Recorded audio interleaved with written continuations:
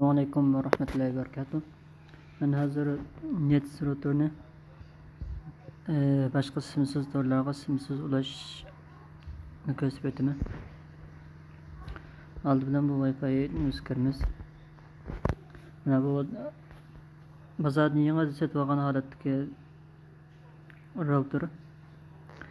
Bunu basqandan keyin buniki maxfiy numeri, zavoddan chiqqan maxfiy numeri, buniki maxfiy numeri. Password.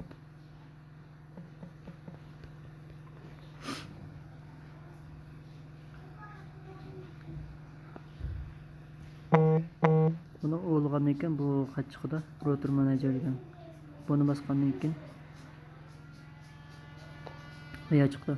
Bu yerdan bizga ko'rinadigan ismni o'zgartirish bo'ldi. Cennet. Bu yerdan maxfiy numarni yo'q qilish yoki bor qilish. Agar maxfiy numarni o'zgartmoqchi bo'lsak, bu password deganni o'zgartsak bo'ldi.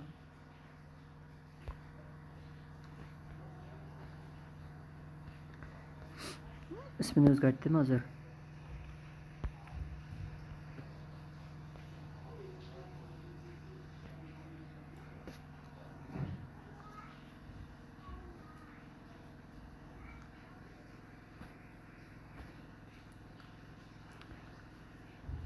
Azıroq 5 sekunda davlatda saqlagandan keyin router qayta qo'zg'alib mana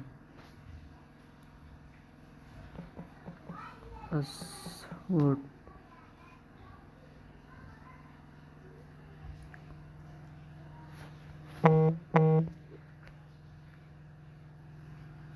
bo'ldi. Endi bu advanced degan kiramiz.